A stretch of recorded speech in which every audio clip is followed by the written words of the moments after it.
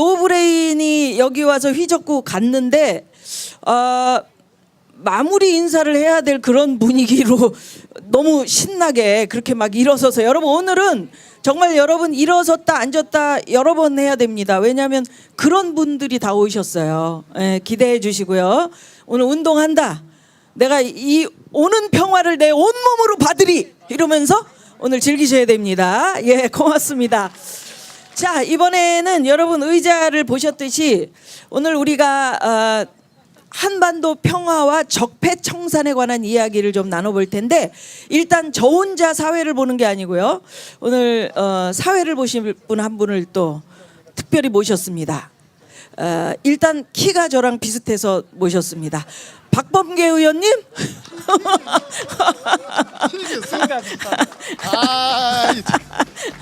우리는 눈높이가 너무 맞는 거야. 에? 이렇게 고개를 좀 이렇게 왜 이러세요? 의원님. 굽이 너무 높군요. 여러분 반갑습니다. 안녕하세요. 아까도 예. 인사드렸습니다. 그러면 어떻게 오늘 이야기 한마당 어떻게 여러분들이 하실 거예요? 아마 저야 뭐 자주 이 지역에서 뵙고 우리 김미화 선생님도 자주 뵌 분이죠. 근데 요즘에 가장 핫한 두 분이 계십니다. 한 분은 문재인 대통령님과 성함이 너무나 똑같으신 그죠? 외교안보의 아이콘 문정인 특보님을 모시겠습니다. 예. 그리고 우리 국회의원 중에선 제일 이쁘신 것 같아요. 예. 진선미 의원님 올라오십시오. 그러면 일단 인사를 좀 하실까요? 네, 네. 아니 말씀 반갑습니다. 예, 우리 의원님. 네, 반갑습니다. 끝나셨어요? 예, 그럼 앉아서 한 가지만 더 하겠습니다. 예. 우리 박범계 의원님이 대단하십니다. 예. 이걸 이렇게 좋은 자리 만들어준 거 감사합니다. 감사드립니다. 고맙습니다. 예. 김 의원님 감사드립니다. 예. 우리 김미아 선생님도 네, 감사드리고. 고맙습니다. 자, 그럼 의원님 네. 뭐 좀 먼저 여쭤볼까요? 네. 이제 외교안보 아무래도 내일 모레 우리 문재인 대통령님과 트럼프 대통령님 간 사이에 한미 정상회담이 있으니까 또 그 이어서 북미 정상회담이 있고 그래서 외교안보 문제를 문정인 특보님께 여쭙고 문재인 특보님이라 제가 그 다음에 우리 김미화 선생님이 주로 예. 우리 국정원 하면 우리 진선미 의원님을 빼놓을 수 없어요. 그럼요, 국정원의 그럼요. 과거와 현재와 미래를 예. 이렇게 묻는 방식으로 하면 좋겠습니다. 그러면은 어떻게 외교 안보부터 그럴까요? 먼저 좀 이야기를 나눌까요? 예. 문정인 특보님, 저희 은사시기도 한데요. 4월 27일 하면 뭐가 생각나세요?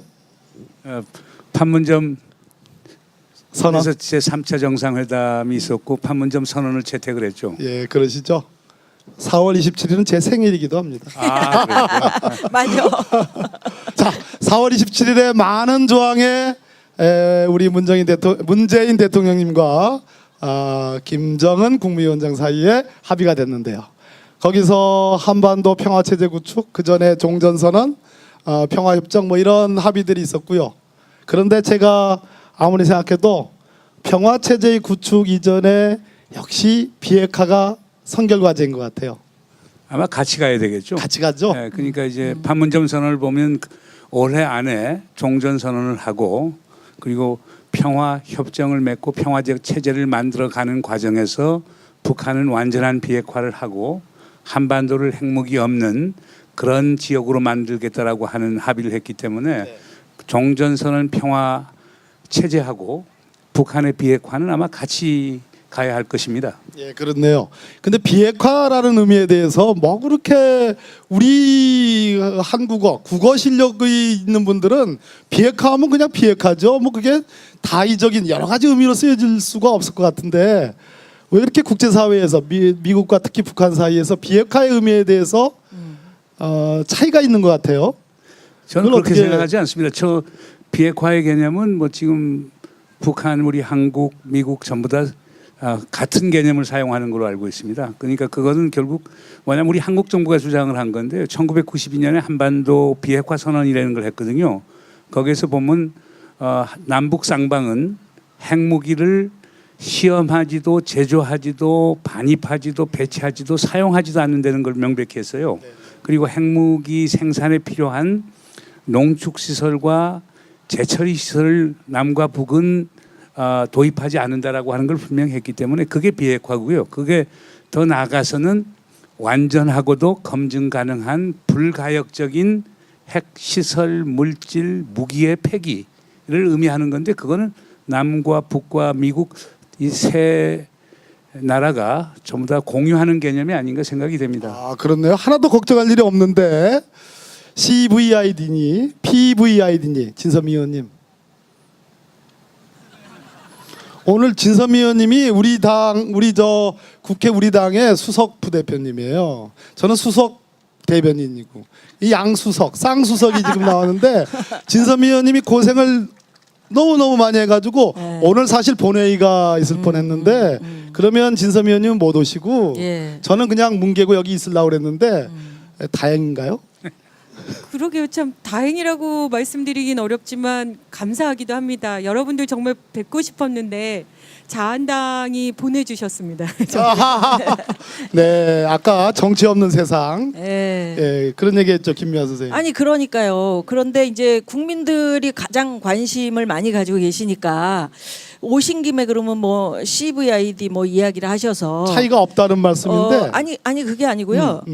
그 이미 트럼프가 이야기했지 않습니까? 트럼프 대통령이 리비아식은 안 하겠다라고 이야기를 좋아요. 해서 이제 본론으로 들어가요. 본론으로 들어가셔야죠. 네, 그래서 문재인 특보님. 예, 어떻게? 그 미국에 뭐 두 사나이가 있잖아요. 트럼프 대통령의 좌우로 한 사람은 한 분은 폼페이오, 한 분은 볼튼. 콜시엄. 예. 콜시엄에 대해서 어떻게 생각하나요? 예? 콜시엄에 대해서 어떻게 생각하세요? 뭘 어떻게 생각해요? 아니, 김은국 씨 생각나지. 자, 그런데 리비아식이라든지 뭐 남아공식 이런 얘기들이 많이 나오는데 그건 어떤 의미인가요? 사실 그렇습니다. 그 리비아식이라는 게 정확하게 얘기하자면 2003년 12월에 당시 영국 총리였던 토니 블레어 중재하에 리비아의 까다피 지도자하고 미국의 부시 대통령하고 합의를 한 게 그 당시 리비아가 은밀하게 개발하던 농축 우라늄 시설을 먼저 선제적으로 폐기를 하겠다. 그러면 미국이 리비아에 대해서 수교를 해주고 리비아에 대해서 가하고 있던 여러 가지 제재, 특히 리비아는 산유국이 돼서 현금이 많았었는데 그 석유를 팔아서 이제 현금으로 수입을 잡아야 되는데 그걸 잡지를 못했어요. 근데 그거를 미국이 풀어줬죠. 그래서 CVID 완전하고 검증 가능한 불가역적인 핵시설을 폐기를 하면은 먼저 폐기를 하면은 미국이 그에 상응하는 보상으로 수교와 제재를 풀어주겠다는 걸 한 것을 리비아 모델이라고 보통 얘기를 합니다. 네. 그런데요, 선생님. 그렇게 해서 리비아가 핵을 폐기했죠. 했습니다. 그런데 결과적으로 리비아의 그 당시 지도자는 카다피였어요. 그러니까 예.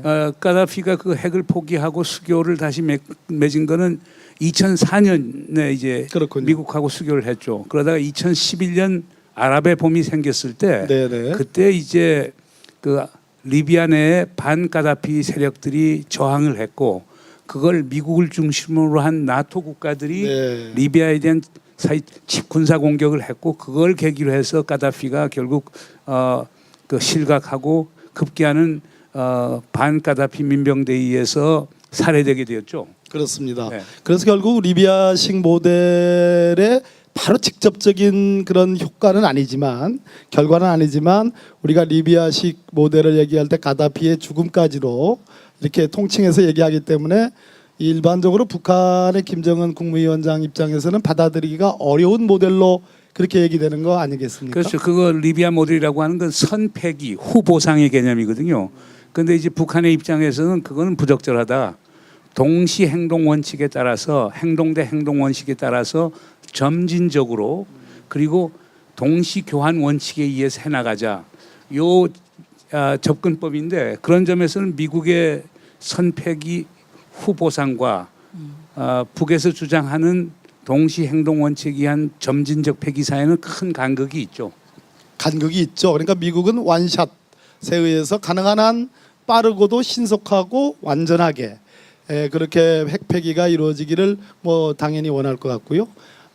북한의 김정은 위원장은 순차적으로 그러면서 또 거기에 상응하는 어떤 그 뭐 지원이랄까 제재 완화 이것까지도 포함하는 그래서 그 간극을 지금 때문에 지금 이런 조금 이렇게 난기류가 있는 건가요? 어떻습니까? 그래서 뭐 거기에서 나오는 건 우리 저 박범계 위원님하고 저하고 한 3주 전에 워싱턴을 갔었습니다. 그때 이제 백악관의 고위 관계자도 우리랑 같이 저녁 식사를 같이 하는데 그건 실명 여기서 실명은 안 얘기하는 돼요? 게 부적절한 것 같고요.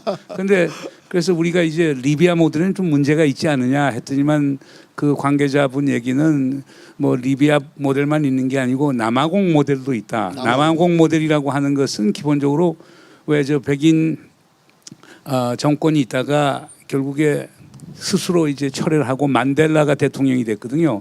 만델라가 대통령이 되니까 백인 정권에서 만들어 놓던 핵무기를 자발적으로 폐기하겠다고 그래요. 그렇게 해서 그 폐기를 하는데 거의 10여 년이 걸렸죠. 그러면 재미있는 건 아까 폼페오 국무장관도 얘기를 했고 예. 그 우리가 만난 백악관 관계자도 얘기하는 거는 존 볼튼 얘기하는 거고 좀 다른 톤으로 얘기를 하는 거죠. 네, 그러니까 북한이 비핵화하는데도 결국 남아공처럼 자발적으로 협력을 해도 오랜 시간이 걸릴 수 있다라고 하는 걸 얘기하니까 네. 그런 점에서는 존 볼튼이 얘기한 리비아 모델이라고 하는 게 트럼프 대통령 모델은 아닌 것 같고요. 그리고 북한이 이번에 김계관 외상 이름으로 아주 강한 그냥 부상 이름으로 강한 반발문을 썼는데 그거에 대한 어떤 일종의 화답이겠죠. 그 화답으로 트럼프 대통령이 뭐라고 그러느냐? 우리 리비아 모델 안 간다. 우린 트럼프 모델로 간다. 네. 그러니까 트럼프 모델인지 뭔지는 우리가 지금 몰라요. 네. 그러나 하나 분명한 거는 선패기 후보상이라고 하는 이런 리비아 모델은 안 간다라고 하는 것을 미국이 밝혔기 때문에 좀 희망적이지 않는가 생각이 됩니다. 그러면 제가 여기서 궁금한 거는 네. 북한은 그러면 어떤 모델을 원하는지. 북한은 네. 아마 내적으로 내심으로는 파키스탄 모델을 원할 거예요. 그래요? 그러니까 파키스탄은 결국에 제재도 불구하고 핵무기를 가졌거든요. 그러나 그 파키스탄 모델을 우리 한국 정부도 미국 정부도 심지어 중국, 호구, 일본, 러시아 정부도 바라지는 않을 거예요. 그렇기 때문에 그건 북한이 원하지만 실현되기가 어렵고 아마 그런 걸 인식을 하고 김정은 위원장이 이번에 비핵화의 의지가 있다. 그리고 풍계리에 있는 핵실험장도 일방적으로 폐기하겠다가 네, 나온 네. 거니까 그 파키스탄 모델 가능성은 좀 적다고 볼 수가 살짝 있겠죠. 어디서 베트남식을 원한다 이렇게 얘기를 들었는데요. 그 베트남식은 베트남식이라고 뭔가요? 하는 거는 네. 핵하고는 관계가 없는 거고요. 관계 없어요? 베트남은 1995년에 미국하고 이제 수교 관계가 되면서 그 대외적 환경이 좋아지니까 비에트남이 도이모이라고 하는 소위 경제 발전 전략을 채택을 해요.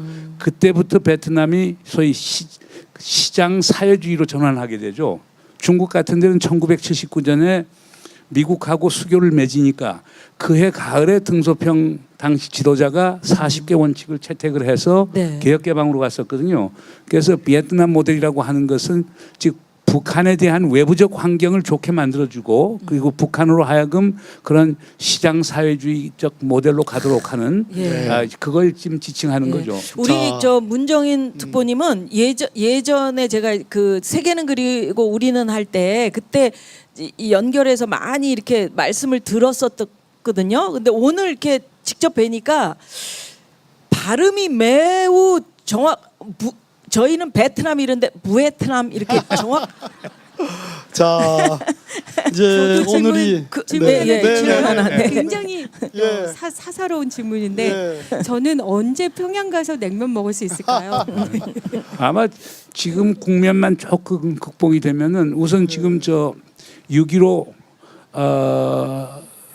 지금 2000년도에 6.15 공동선언을 채택했고 금년이 2018년이니까 이제 18번째 이제 기념일이 6월달에 오는데 지금 그래서 남북의 민간 교류를 위해서 그건 뭐 국회의원분까지 다 포함이 되는데 그걸 위해서 우리 통일부에서 특별 태스크포스 팀을 만들었어요. 그러니까 아마 그게 되면은 뭐 늦어도 7월 8월에 가서는 뭐 평양냉면 드실 수 있지 않을까 생각이 됩니다.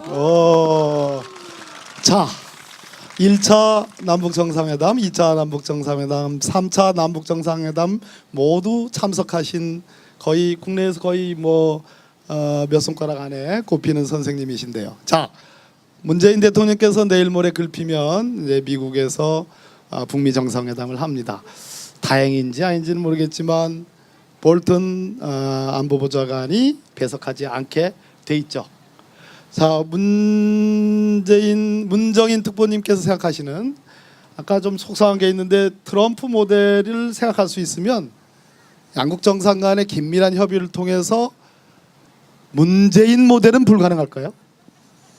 전 가능하리라 보고 아마 그 보관을 갖고 가시는 거 아닌가 생각이 됩니다. 네. 그러니까 아마 문재인 모델의 뭐 구체적인 내용을 우리가 알 수는 없겠지만은 하나 분명한 거는 즉 미국의 모델하고 즉 일괄 타결을 주장하는 그리고 선패기 후 보상이라고 하는 주장을 하는 미국의 입장과 동시 행동 원칙에 의해서 점진적 그리고 동시 교환 원칙에 의해서 문제를 풀자는 북한사의 간극이 크기 때문에 우리 대통령께서는 그 간극을 줄이고 그 줄이는데 우리 정부는 기본적으로 그렇습니다. 북한 비핵화 문제에 대해서는 한국과 미국은 같은 로드맵을 갖고 가자고 하는 거니까요.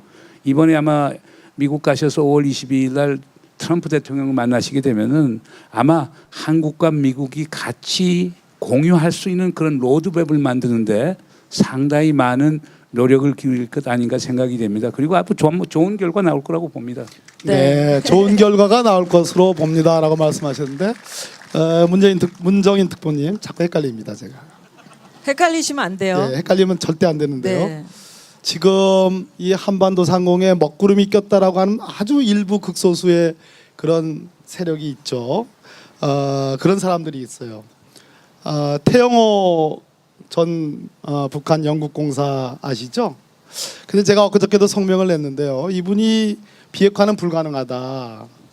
거기서 더 나가서 약간은 뭐 인신공격적인 그런 발언도 했는데 과연 이분이 우리 북한 체제에 대해서 너무 잘 알고 있지 않습니까? 근데 과연 이분이 김정은 국무위원장의 이 비핵화와 개혁 개방과 어떤 평화 체제를 이루어가는 이 과정에 그 아주 내밀한 정보에 접근할 수 있는 그런 정도의 위치에 계신 분이었나요? 아이, 그렇진 않죠. 근데 왜 이렇게 그 함부로 말을 영국에 하죠? 오랫동안 가 있었고 그 다음에 이제 우리 남쪽으로 이제 귀순해 오신 분인데 평양의 내밀한 네. 음악을 잘 모르죠. 근데 마치 다 아는 것처럼 이렇게 그래야 책이 팔릴 거 아닙니까? 책이 팔린다. 와, 그렇군요. 이쯤에서 박수를 쳐도 되는. 그러면 뭐 이제 종전 협정을 하고 평화가 왔어요. 그러면 지난번에 한번 인터뷰를 하셨던데 그 한미 동맹의 어떤 모습이 달라져 있을 거란 말이죠. 지금부터 이제 긴장하셔야 돼요. 예. 어떻게 뭐 긴장할 게 달라져 있을까요? 아니고요. 지금 예. 저는 그 말씀하시니까 우리 노무현 대통령 생각이 납니다. 아까 특히 또 노무현 대통령께서 연설하면서도 그 말씀하셨지만은 제가 2004년 5년 그 기간 동안에 동북아 시대 위원회 위원장을 맡고 있으면서 그때 했던 게 주로 30년 40년 후에 우리 한국과 한반도의 전략적 위상을 어떻게 잡아야 되느냐 이런 걸 저보고 좀 준비를 하라고 해서 제가 일을 많이 했었어요. 근데 그때 노무현 대통령께서 생각하신 게 이 생각이었어요. 단기 중기적으로는 결국에 한미 동맹을 유지할 수밖에 없지 않느냐. 뭐 만약 동맹을 해체한다고 하면 국내 정치적인 저항도 많을 거고 또 동북아의 전략적 불안정도 상당히 심화가 될 거니까 단기 중기적으로 동맹을 유지하되 그러나 동맹이라고 하는 건 항상 공동의 위협과 적을 상정하는 거기 때문에 우리가 영구적인 안보 딜레마에서 벗어나올 수 없지 않느냐. 그러려고 하면 다자안보 협력 체제를 해야 된다. 그래서 노무현 대통령이 저희 동북아 시대 위원회 그 주문을 했던 게 어떻게 동북아 지역에 있어서 다자안보 협력 체제를 만들 수 있는가. 그래서 노무현 대통령께서 당시 생각했던 건 그거예요. 한중일 3국 그리고 더 나가선 북한, 몽고까지 다 포함된 동북아 경제 공동체를 만들고 그와 더불어서 동북아의 다자안보 협력 체제를 만들어 나가자. 그러나 그 과정에서 동맹은 계속 유지하되 그러나 동북아 전체 평화 분위기가 많이 들어서면은 공동의 위협과 적을 상정할 수 없지 않잖아요.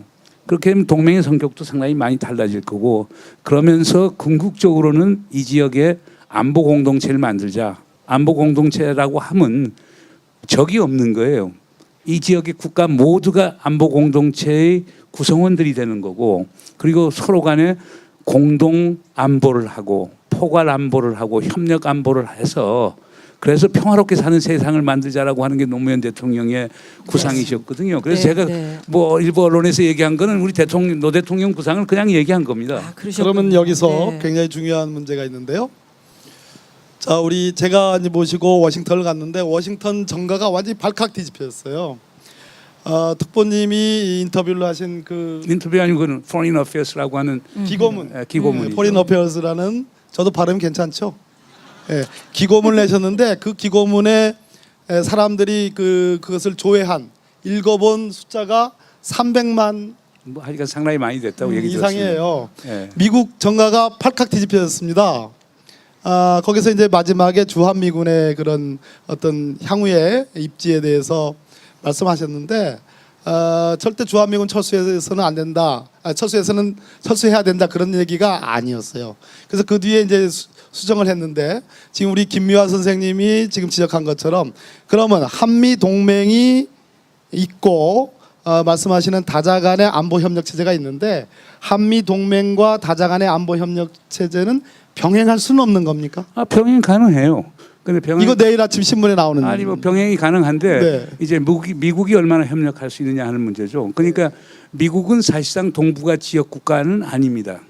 그러니까 지리적으로는 동북아 국가는 아닌데 기능적으로는 주한미군을 두고 있고 주일미군을 두고 있고 한미동맹이 있고 미일동맹이 있기 때문에 기능적으로는 이 지역에 적극적으로 참여하는 국가일 수밖에 없기 때문에 그 동북아 다자안보 협력 체제를 만들게 되면은 미국도 참여할 수 있겠죠.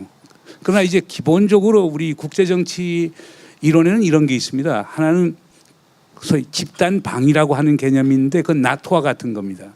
그러니까 이거는 공동의 위협과 적을 상정해서 소위 뜻이 많은 국가들끼리 동맹을 구축하는 것을 집단 방위라고 얘기합니다. 반면에 집단 안전 보장이라고 하는 게 있습니다. 이건 유엔 헌장에 나와 있는 겁니다.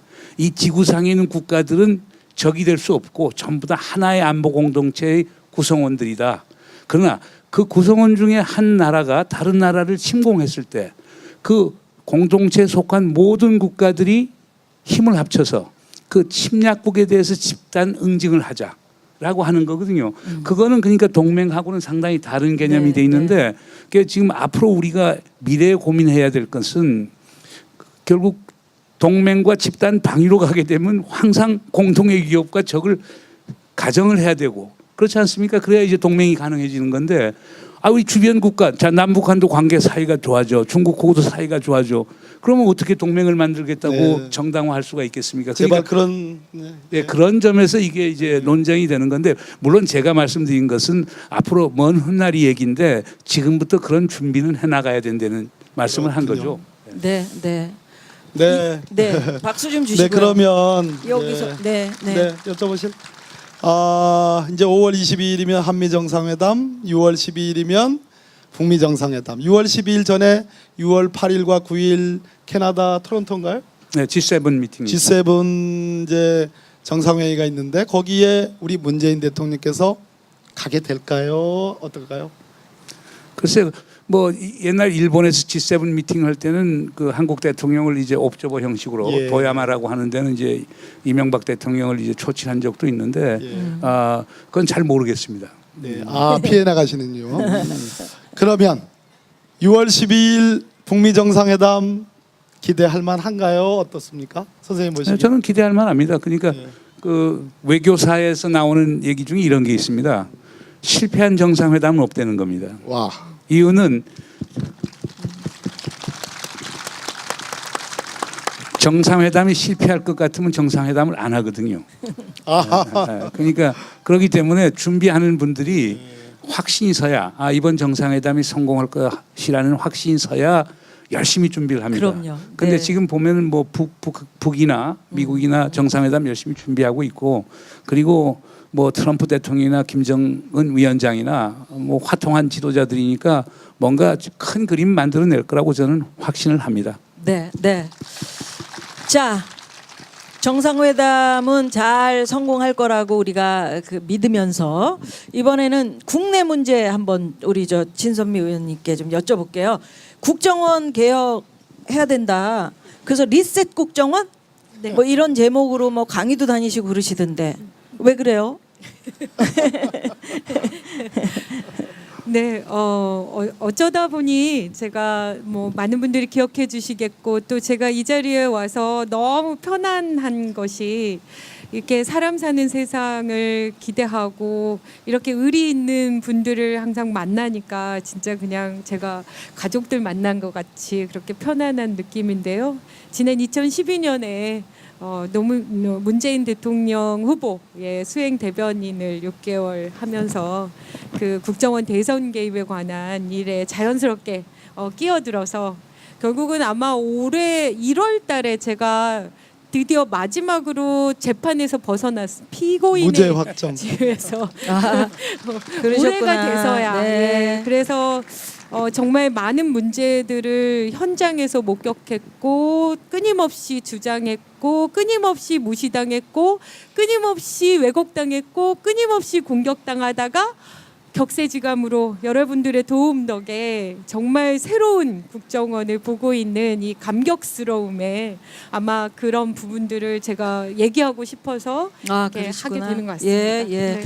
우리 진선미 의원님은 예전에 국회의원 되시기 전에 변호사님이셨어요. 그래갖고 제 문제도 많이 좀 이렇게 해결해 주시고 그러셨는데 이제 바쁘시니까 그런데 벌써 그 5년 전에 문제 제기를 하셨고 근데 저도 원세훈 전 국정원장 그 저 재판 받는데 저한테 증인으로 오라고 그래가지고 제가 9월에 가게 생겼어요.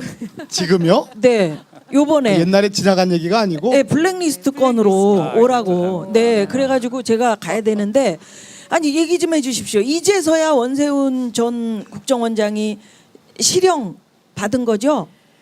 그렇죠. 참 오래 걸렸습니다. 어젠가요? 우연히 기사를 봤는데 그분이 재판정에서 여전히 새롭게 부여된 혐의에 대해서 전면 부인을 해서 재판부로부터 왜 다른 사람은 다 말하고 있는데 혼자만 아니라고 얘기하냐고 엄청 혼났다는 기사가 나왔는데 그때 그 사진을 보니까 참 인간적으로는 애잔하다 뭐 이런 생각도 했습니다만 그래도 정의가 살아있는 것을 보여줘야 하니까요.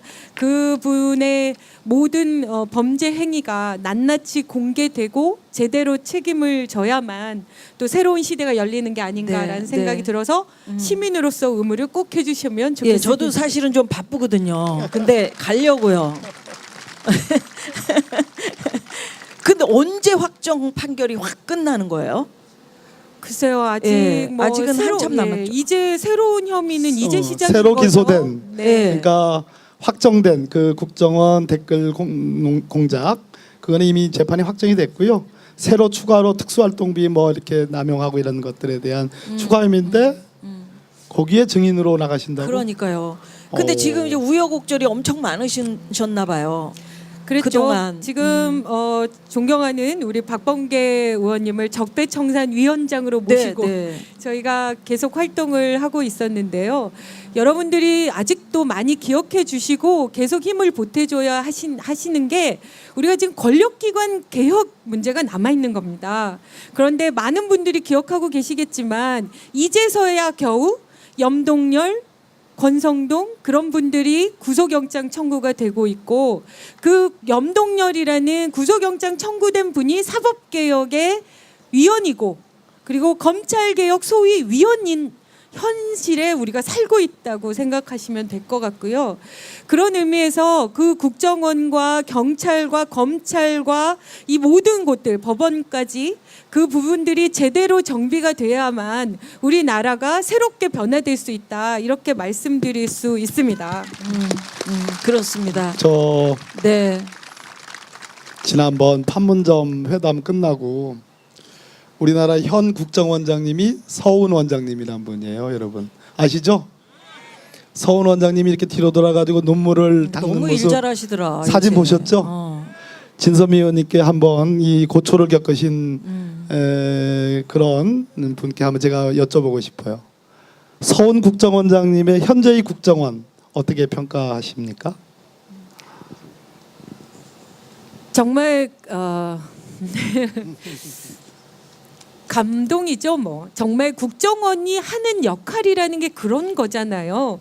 정말 대한민국과 대한민국 국민의 안보를 위해서 자기 스스로를 드러내지 않고 끊임없이 뒤에서 최선을 다하는 그런 정보기관, 우리 대한민국의 운명을 좌우하는 정말 중요한 정보들을 수집하고 그런 부분들을 뒤에서 조용히 활동하는 게 국정원에게 부여된 것인데, 지금까지의 그 전에 국정원은 오히려 적이라는 것을 만들어내는 거죠.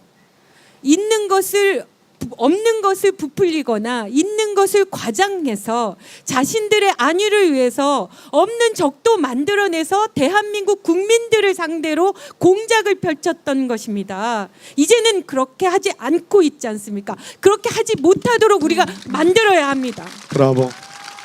네. 아니 근데 그 우리 저 문정인 특보님께서는 남 얘기 듣듯이 이렇게 들으시는데 혹시 그런 저의- 억울함은 한 번도 안 당해보셨죠? 저희는 진짜 억울했거든요. 정말요. 진짜 힘들었거든요. 제가 한국에서 최초로 국가정보론이라는 책을 제가 낸 맞아요. 사람입니다. 그래서 제가 국가정보 국정원장 후보에도 올랐었어요. 아니 뭐 그걸 떠나서 뭐 서훈 원장도 잘 알고 그러는데 서훈 원장 참 잘하고 있는 것 같아요. 뭐 서운한 왜냐면 점은 없으시죠? 그냥 왜냐하면 지금 모든 문제는 국내 부서에서 생긴 것들이거든요. 국내 부서를 전부 다 뭐 기판국이라고 하는 기획판단국이라고 하는 것을 없애고 지부에 있는 모든 국내 정치 활동 사찰 뭐 이런 거 하는 거 전부 다 없애버렸거든요. 이렇게 지금은 그러니까 해외 대북, 해외 쪽 하나, 대북 쪽 하나, 사이버 안보하고 외사방첩 이런 식으로 돼 있어서 지금은 이제 국정원의 고유의 임무를 하는 거죠. 그러니까 과도기적인 어려움이 많이 있긴 있지만은 네. 우리 진선미 의원님께서 말씀하신 대로 서훈 원장 와서 소리 없이 과거 같으면 또 이거 갖고 뭐 숙청한다 뭐한다 별이 소리 다 나오는데 직원들 설득 아주 잘하면서 네, 맞아요. 그래서 국내 부서 조용하게 다 맞아요. 철폐하고 그러면서 국정원의 고유 업무인 소위 대외 정보, 대북 정보, 외사방첩, 사이버 안보, 과학기술 정보 이런 거에 이거 다 안 헤어집니다, 여러분. 이런 거에 집중을 하고 있기 때문에 상당히 네. 우리 서훈 원장 앞에 우리 큰 박수 한번 와. 아 정말. 네. 네. 근데 그럴까요? 우리가 알고 있는 그 국정원에서 벌어졌던 일들, 뭐 좌익교수라든지 뭐 오유 사이트를 뭐 들여다보고 막 그랬다는 거, 그거 이외에도 하여튼 엄청난 역할들이 있었었잖아요. 그렇죠. 그러면 마지막으로 국정원 개혁 그 안에 지금 뭐 적폐가 네. 다 청산됐다라고 우리가 볼 수는 없으니까, 예, 어떻게 해야 되는지 한마디. 예. 근데 사실은 오늘 문정인 특보님께서 말씀해 주신 것처럼 이 모든 것들이 다 연결돼 있는 것 같습니다. 우리나라가 민주주의가 억압받는 주된 원인은 주된 그쪽에서 주장한 것들은 남북 관계가 전제가 되고 우리에게 적이 있기 때문에 우리는 참아야 된다. 항상 그렇게 강조를 했던 거거든요. 근데 여러분 잘 보십시오. 지금도 저쪽에서는 대공수사라는 부분이 마치 넘어오면 우리나라의 안보가 무너지는 것처럼 그렇게 얘기하고 있는데, 지금 10년 동안 간첩으로 잡힌 사람들이 몇 사람이나 된지 아세요? 10명이 채 안 될걸요? 아마 자신은 없습니다. 여러분 꼭 확인하세요. 그거보다는 좀 많고요. 그런가요? 추측. 제가 낸 보도자료들이 많이 있는데 그 숫자에 대해서 제가 좀 약해요. 숫자 감각이.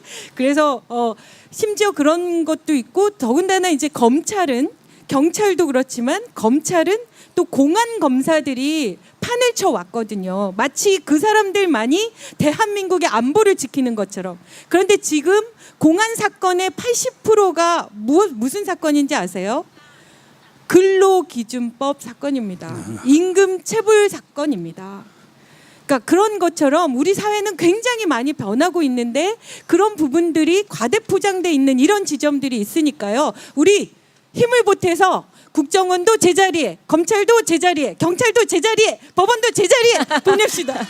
네, 제가 한 예, 가지 예. 말씀을 드리면요. 그 제가 쓴 책에서도 그런 얘기를 했지만 원래 국가정보기관이라는 것은 중립적인 컴퓨터하고 같습니다. 그러니까 제가 그 영어로 이런 얘기를 하죠. garbage in, garbage out. 그러니까 정보 소요를 제기하는 대통령이 쓰레기 같은 걸 요청하면 쓰레기가 나오는 거예요. 근데 아주 현명하고 정치적으로 중립을 지키는 대통령이 좋은 정보 소요 제기를 제기하면은 국정원은 좋은 정보 결과를 가져와요. 예. 그래서 대통령이 중요한 거예요. 네. 근데 네. 문재인 대통령은 제가 볼 때는 아주 좋은 거 인, 좋은 거 아웃 하는 대통령이 될 겁니다. 감사합니다. 예. 제가 워싱턴에 갔는데 워싱턴에 한반도 또 동아시아 전문가라는 전문가들이 한 30명 정도 모였는데요. 시종일관 정말로 완전 퍼펙트하게 영어로만, 저는 20%도 안 들려요. 한 10%?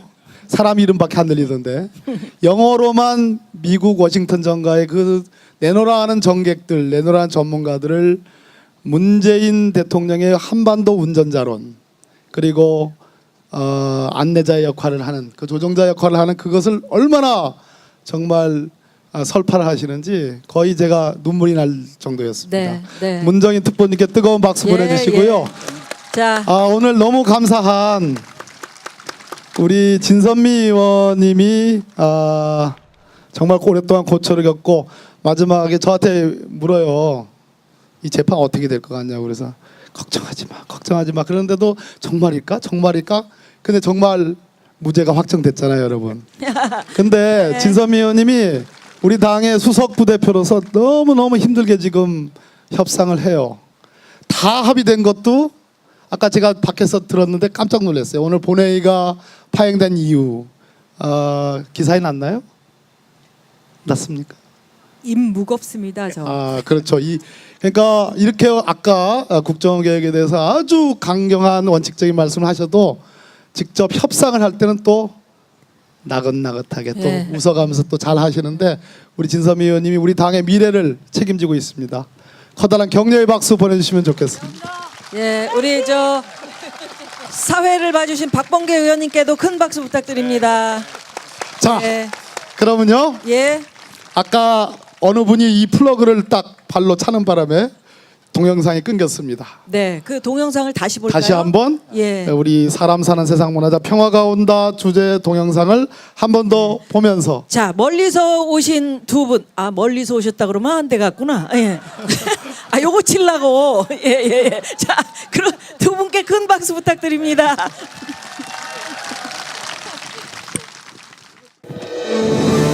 (2007년 10월 2일) 노무현 대통령은 한반도 평화와 번영을 향한 역사적인 걸음을 내디뎠습니다. 휴전 이후 54년간 남북을 갈라놓았던 금단의 길이 열리는 순간이었습니다. 참여정부는 시작부터 북핵 문제 해결이라는 난제를 안고 출범했습니다. 북핵 문제에 대한 미국의 강경 일변도 대응으로 한 치 앞을 내다볼 수 없던 일촉즉발의 위기 상황에서도 노무현 대통령이 가고자 하는 길은 분명했습니다. 어떤 가치도 평화 위에 두진 않을 것입니다. 평화를 최고의 가치에 두고 관계를 관리해 나가면 우리는 그 평화가 깨지는 일이 없도록 충분히 관리해 나갈 수 있다고 생각합니다.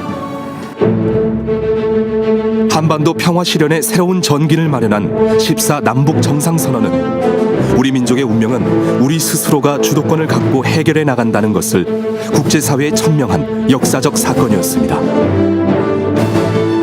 추진 과정에서 노무현 대통령은 남북 정상회담이 수단일 뿐 목적 그 자체가 될 수 없으며 정치적 이벤트가 아닌 철저히 실용주의적인 관점에서 성사돼야 한다는 점을 강조했습니다. 그 바탕에는 국민의 정부의 햇볕 정책에서 이어진 참여정부의 평화 번영 정책이 있었습니다. 평화 번영 정책은 화해와 협력을 넘어 평화와 번영을 지향하고 남북을 넘어 동북아로 시야를 넓힌 담대하고 적극적인 구상입니다. 우리에게 14선언으로 알려진 제2차 남북 정상회담의 합의문 제목도 다름 아닌 남북관계 발전과 평화 번영을 위한 선언입니다. 저는 긴박하게 돌아가고 있는 주변 정세의 변화에 맞추어서 어느 정부는 이 시기에 하지 않으면 안 되는 그런 역사적 과업을 수행하고 있다고 저는 그렇게 감히 생각합니다. 그리고 이 합의는 92년 남북기본합의서와 6.15 공동성명에서 이미 합의한 내용을 실천에 옮기는 과정입니다.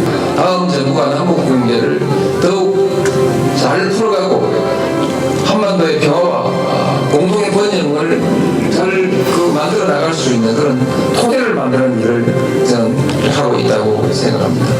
그와 같은 확신을 가지고 남은 임기 동안 최선을 다해서 노력하겠습니다. 14 남북 정상선언 10주년을 맞는 2017년 북핵 문제를 둘러싼 한반도 정세는 불안하고 위태롭습니다. 높아져만 가는 위기의 파고를 넘기 위해 우리가 택해야 할 길은 명확합니다. 저희 이번 평양길이 평화와 화해의 길이 되도록 진심으로 바랍니다. 한반도에서 전쟁의 위협을 제거하고 남북 7천만 모두가 안심하고 살 수 있는 냉전 종식의 계기가 되기를 바라마지않습니다. 참여정부는 한반도의 평화 증진과 공동 번영을 목표로 하는 평화 번영 정책을 추진하고 있습니다. 국민의 정부의 햇볕 정책을 계승하고 발전시켜 나가려는 것입니다. 한반도의 평화 정착을 우선적으로 추진하고 지속적인 경제협력의 틀을 정립하며 국민이 폭넓게 참여하는 대북 정책을 추진하고자 합니다. 이러한 평화 번영 정책을 추진하여 민족의 화해 협력을 실현하고 남북 분단의 장벽을 하나하나 극복해 나가야 합니다. 그러한 바탕 위에서 우리는 평화와 번영의 동북아 시대를 열어나가야 합니다. 김대중 대통령의 베를린 선언은 2000년 제1차 남북정상회담으로 이어졌고 분단과 전쟁 이후 60여 년간 대립하고 갈등해온 남과 북이 화해와 협력의 길로 들어서는 대전환을 이끌어냈습니다. 그 뒤를 이어 노무현 대통령은 2007년 제2차 남북정상회담을 통해 남북관계의 발전과 평화 번영을 위한 이정표를 세웠습니다. 김대중 대통령과 노무현 대통령은 한반도의 평화를 정착시키기 위한 국제협력도 추진해 나갔습니다. 나는 앞선 두 정부의 노력을 계승하는 동시에 대한민국의 보다 주도적인 역할을 통해 한반도의 평화체제를 구축하는 담대한 여정을 시작하고자 합니다. 남북 대화의 물꼬를 트고 평화의 길을 열었던 6.15 남북 공동선언. 평화의 길을 단단하게 다지고 새로운 번영의 길을 모색했던 14 남북 정상선언. 굳건한 평화를 향한 여정은 지난 두 선언에서 이미 시작되었습니다. 그 희망의 불씨가 살아있는 한 우리의 힘찬 전진은 멈추는 일 없이 계속될 것입니다.